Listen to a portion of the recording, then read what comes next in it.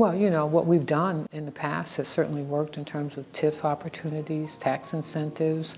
You know, I'm talking with, for example, the development community around how do we get police officers living in our city. 75% of our police force doesn't even live in Baltimore. And so there, as the mayor had already proposed, opportunities for them to buy housing, that's a great thing. But what has not been realized is that the average police officer or first responder coming out of the academies are 23 to 25 years old. And believe it or not, millenniums aren't buying up housing as much as, you know, we did back in our days. You know, most of them are renting homes and renting apartments. So I've begun that discussion with developers around reducing rents so that we can have those folks living in our city. I see the mayor's role as not just a cheerleader, but one who brings us all together. And, you know, I tell people I don't have all the answers. You know, I think I'm a great visionary. I have good ideas. I started the Baltimore Marathon, which has a $40 million impact on the city. I built the first new school in the city in 30 years. I created the Fish Out of Water project with my partners, but I didn't do it by myself. I did it by, you know, coming up with ideas, but listening to other people and infusing my ideas with other folks. So I see me as the one who helps to lead us in the direction that I believe that the city needs to go in terms of growth and development. Oh, definitely technology. I mean, I see it all over. I'm sitting here in this wonderful space, and I walked in and you've got MindGrub right here, and you see all of these young people engaged in software development and programming and all kinds of things. So I really do see us as the technology, what you might call it, Silicon Valley of the East. But I see also new energy opportunities. You know, when I look at the regulations that we put forth in the state that will allow solar and wind and all those opportunities to grow in our city. So I see us on the cutting end of technology. I look at all the hospitals and so forth that are in our city with telemedicine, all these, again, opportunities for growth.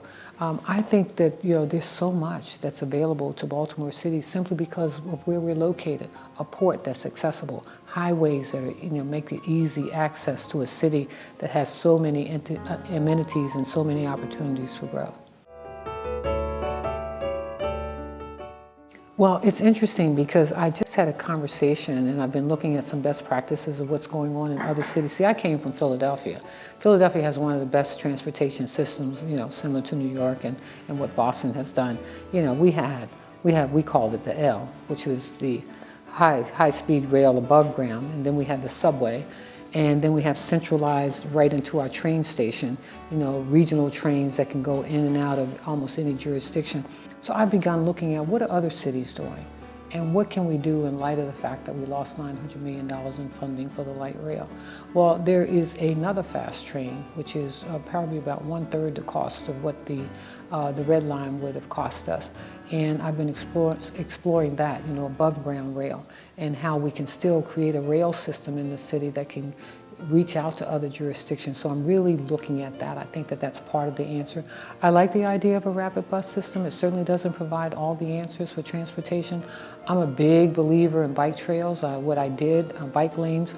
When I was on the city council, I actually passed a resolution or law, whatever we do in city council, that allowed for every time the city was repairing its streets that they would create bike lanes where possible.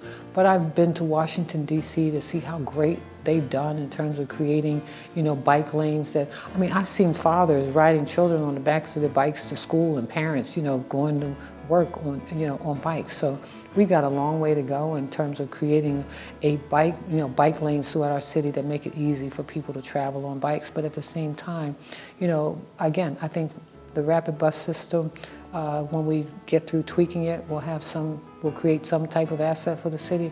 But I really think we have to go towards the fast trains above ground, and then certainly support the maglev train in, as soon as we can get that. And also, I think that nobody's looking at the MARC train. You know, I think our MARC train's hours are too short. I think we need to expand the hours of the MARC train and make it more accessible to people.